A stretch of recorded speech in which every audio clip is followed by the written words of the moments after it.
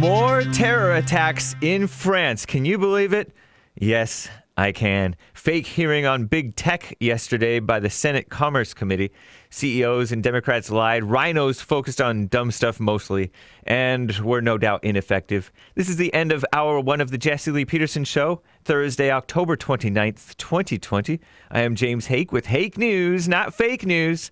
Stay tuned for Hour 2 JLP. We'll be right back. It's 6:55 a.m. here in Los Angeles. By the way, Election Town Hall is tonight. You can catch it live if you can't come in. Seating is very limited, so make sure that you do RSVP because you may get turned away if we have too many people.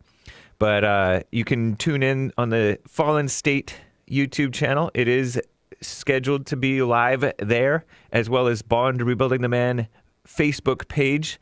And, of course, DLive and Twitch and Periscope and all those places. Rebuildingtheman.com and check out events page. More terror attacks in France. Drudge and the Daily Mail, corrected the Daily Mail, report 3 terror attacks have hit France. The first in Notre Dame Basilica, not to be confused with the cathedral in Paris, in Nice. The second in Avignon, both in southeastern France. And the third at a French consulate in Saudi Arabia. A knifeman beheaded 2 people, essentially, I think. According to The Sun, an elderly female parishioner, and a male church warden at 9 a.m. today in Nice, France, and fatally stabbed a second woman and wounded others before being shot and arrested by police. France just had a beheading of the French teacher Samuel Paty in the Paris suburb less than 2 weeks ago, the 16th. Nice Mayor Estrosi spoke of Islamofascism and tweeted that the suspect repeated endlessly, Allahu Akbar.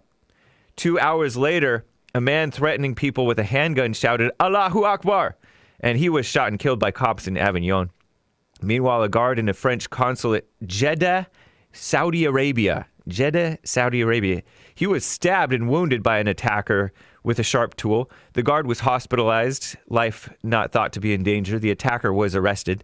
These attacks come after Emmanuel Macron sparked fury by defending the cartoons of the so-called Prophet Muhammad on the day, this is the day too that Sunni Muslims mark the fake prophet's supposed birthday.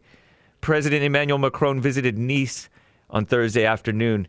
And France, with Europe's largest Muslim community, according to Reuters, has suffered a string of Islamist militant attacks in recent years, including bombings and shootings in 2015 in Paris that killed 130 people.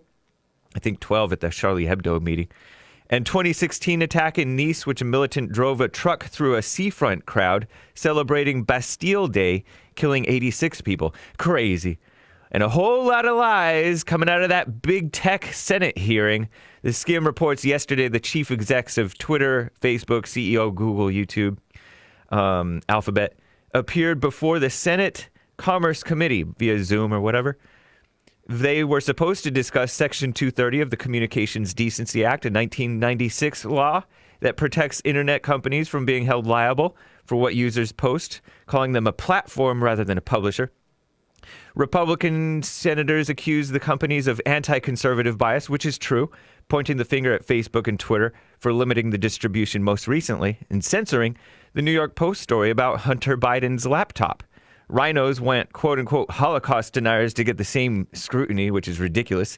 Get rid of it. Get rid of all that scrutiny, fake stuff. Senator Ted Cruz, conservative, sort of a rhino, from Texas, went off on Twitter CEO Jack Dorsey, accusing the company of acting like a Democrat super PAC. True. Democrat senators falsely accused the companies of inaction around so-called misinformation, which is the Democrats' forte, and violent content, also a Democrat specialty, on their platforms. Even falsely accused them of having a role in so-called the rise of hate crimes, which is fake news, and white nationalism, also a fake concern in the United States. But some called the hearing a sham, rightly so. Twitter, Jack Dorsey, CEO Twitter, lied and denied that this company favors Democrats.